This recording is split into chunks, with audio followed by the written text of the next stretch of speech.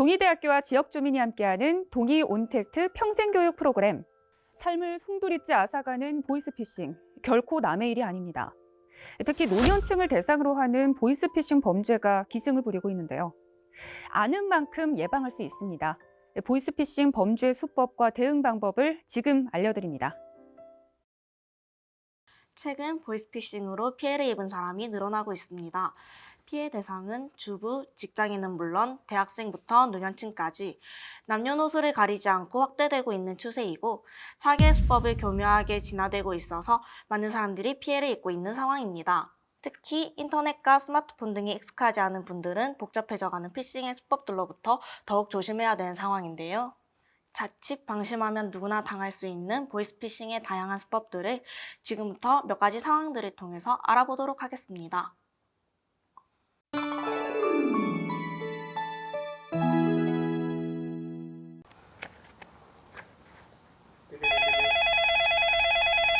네, 여보세요? 네, 안녕하십니까. 저는 중앙지방검찰청 정재영 검사입니다. 지금 전화 받으신 분 성유경 씨 맞으시죠? 네, 맞는데 무슨 일이신가요? 저희 보이스피싱 범죄 수사 중 성유경 씨 명의로 신용카드가 발급된 사실을 저희가 발견했습니다. 혹시 최근에 신용카드를 발급하셨나요? 아니요, 저는 그런 적 없는 것 같은데요. 그렇다면 범죄단체에서 성유경 씨 명의를 도용해서 대포통장과 카드를 발급한 것으로 보입니다. 지금 조치를 취하지 않으시면 범죄에 연루되어 경찰 조사를 받아야 하거나 기존에 사용하던 모든 금융거래가 정지될 수 있습니다. 그럼 제가 어떻게 해야 되나요? 일단 지금 근처에 있는 현금 지급기로 가셔서 계좌에 있는 모든 금액을 인출한 뒤 해당 통장과 인감을 함께 보관하시면 됩니다. 전화는 끊지 마시고 근처 현금 지급기가 어디에 있는지 알려주시면 저희 수사관이 바로 동행해서 안전하게 보호해드리겠습니다. 지금 제때로 대처하지 않으시면 범죄에 연루되어 모든 계좌가 사용 불가할 수 있습니다. 저희만 믿고 따라와 주시면 아무 문제 없이 해결될 겁니다. 다 하신 뒤에는 저희가 신고 절차를 알려드리겠습니다. 좁은 방 안, 책상에 앉아 있는 사람들이 바쁘게 통화를 합니다. 중국 현지의 보이스피싱 콜센터입니다. 조직폭력배 30대 A씨는 자신의 친지와 동료들을 불러 모아 중국 수저우 등 8곳에 콜센터 6곳을 차렸습니다. 팀장과 전화 상담, 대포통장 모집책 등으로 역할을 나눠 움직였는데 상담원들은 자신을 검찰 수사관이나 검사라고 소개했고 일단은 제 소개를 먼저 할게요. 저는 서울중앙지검에 소속이 되어 있고요. 첨단 범죄 수사 1팀에 근무 중인 팀장 정진용 검사라고 해요. 안녕하세요. 피해자 명의의 계좌가 사기 범죄에 연루됐다며 금융감독원 안전계좌라고 속인 대포통장을 이용해 돈을 가로챘습니다. 2차 피해나 3차 피해 같은 경우에는 피해 금액적으로 이어지는 부분이기 때문에 본인의 무고함과 또 다른 피해를 막고자 저희가 계좌 추적 및 안전 조치가 이루어질 겁니다. 금융기관을 사칭해 저금리 대환 대출을 해주겠다고 속이는 등 피해자만 300여 명, 피해 금액도 100억 원에 달합니다. 지난 1월에는 전북 순창에서 20대 취업준비생 김모 씨가 보이스피싱에 시달리다 스스로 목숨을 끊었는데 이때 김민수 검사를 사칭해 전화를 걸었던 상담원도 이 조직원이었습니다. 경찰은 해당 보이스피싱 조직원과 인출책 등 93명을 붙잡아 조직원 26명을 구속하고 나머지 일당 30명에 대해서는 인터폴에 적색 수배를 요청하는 한편 검사를 사칭한 조직원을 뒤쫓고 있습니다. 네, 누구나 한 번씩은 받아봤던 공공기관을 사칭한 전화입니다. 그런데 검찰청이나 경찰청 그리고 무슨 위원회 같은 공공기관은 절대 전화를 통해서 조사나 수사를 하지 않습니다. 그러니까 이런 전화를 받으시면 전화 건 사람의 소속과 이름을 확인하고 바로 전화를 끊으십시오. 그 다음 실제 검찰청과 경찰청에 전화를 해서 사실관계를 확인하실 필요가 있습니다. 간혹 전화를 끊지 못하게 계속 붙잡는 경우가 있는데 그때도 과감하게 끊으십시오. 만약에 진짜 검찰, 경찰 위원회라면 연락이 다시 올 겁니다.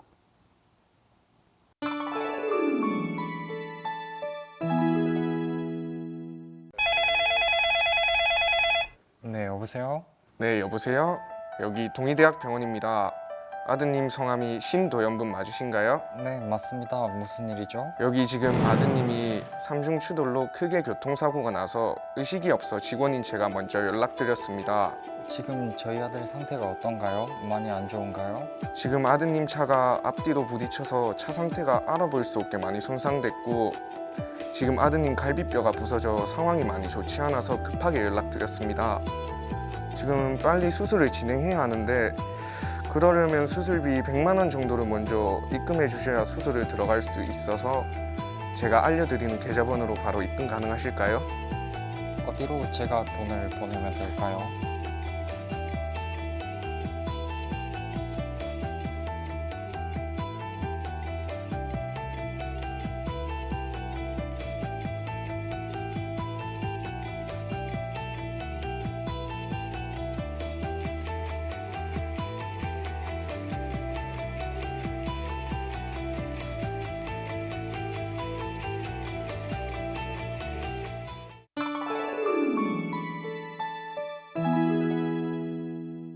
자식이 큰 사고가 났다고 하면 누구나 굉장히 당황스러워집니다.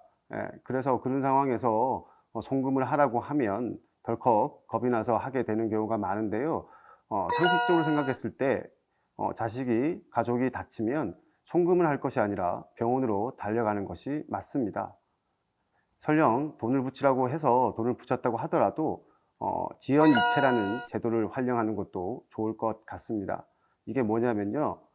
송금을 잘못했다고 하더라도 일정한 시간 동안에는 언제든지 송금을 취소할 수 있는 제도인데 인터넷 또는 실제 은행에 방문해서 신청을 해두면 도움이 될 것 같습니다.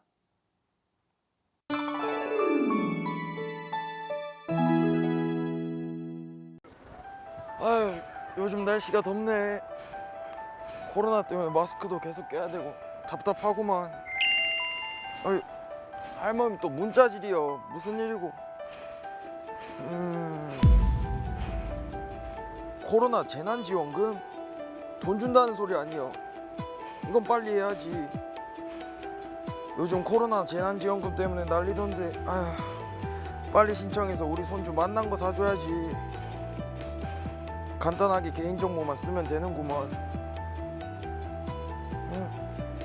일단은 전화번호만 쓰고 주민등록번호, 주소, 통장 비밀번호만 쓰면 되는구만. 금방 하겠네. 여보세요, 손주. 할아버지가 재난지원금 나오면 맛있는 거 사줄게요.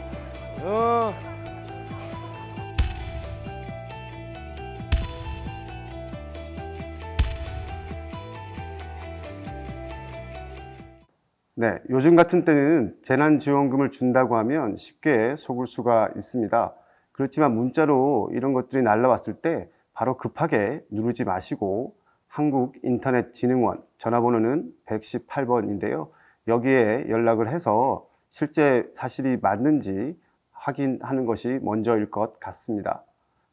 재난지원금 같이 이런 것들은 당연히 받을 수 있는 거기 때문에 문자를 받자마자 누른다고 받을 수 있고 나중에 누른다고 받을 수 없는 게 아니죠. 그러니까 사실관계를 확인한 다음에 일을 진행하시길 바랍니다.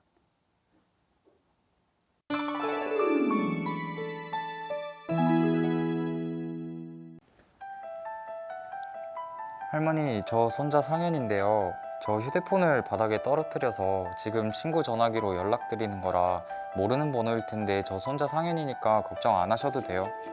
할머니, 그런데 부탁 하나만 해도 될까요? 제가 지금 휴대폰을 고치려고 하는데 돈이 없어서 편의점에 가셔가지고 구글 기프트 카드를 30만 원치만 사셔서 다시 저한테 문자 한 통 부탁드려도 될까요? 안녕하십니까. 오빠들 오셨나요? 학생 혹시 기프트 카드 여기 있는데 일정 드리면 될까요? 3장만. 네, 여기 있습니다. 할머니, 뒤에 보시면 은색으로 덮여진 부분이 있는데 그곳을 동전으로 긁으신 뒤에 저한테 문자로 사진 찍어서 보내주시면 돼요.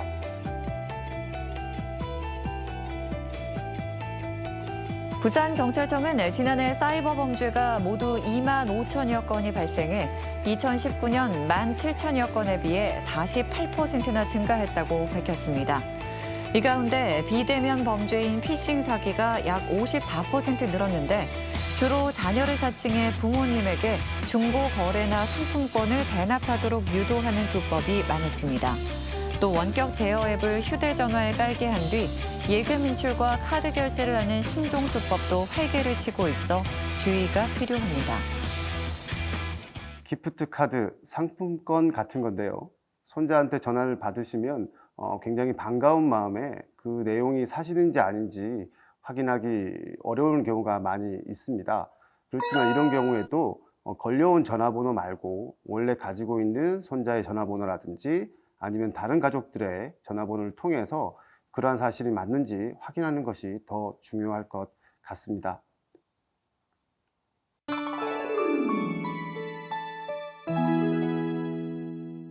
간단히 몇 가지 사례를 살펴봤는데요. 간단히 말씀드리면 모두 사기입니다. 공갈, 협박이기도 하고요. 이런 경우 예방하는 것이 제일 중요하겠지만 덜컥 송금을 하거나 또는 개인정보를 입력해서 보내버리게 되면 그 피해 문제가 생기게 됩니다.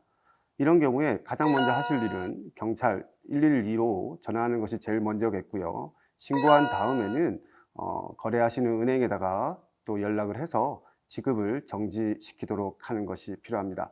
그 다음에 파출소나 지구대 말고 경찰서로 가셔서 좀 전에 신고한 내용들을 얘기하시면 그와 관련되어 있는 여러 가지 확인 서류를 줄 겁니다.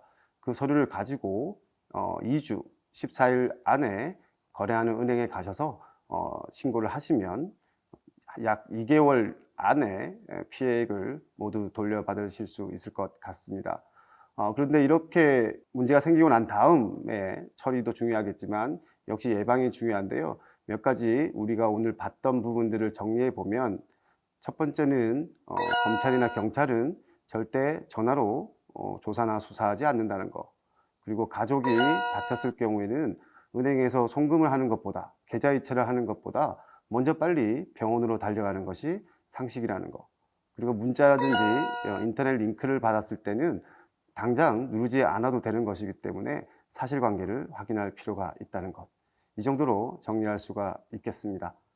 도움이 되었길 바라며 지금까지 동의대학교 법학과의 류성진 교수였습니다.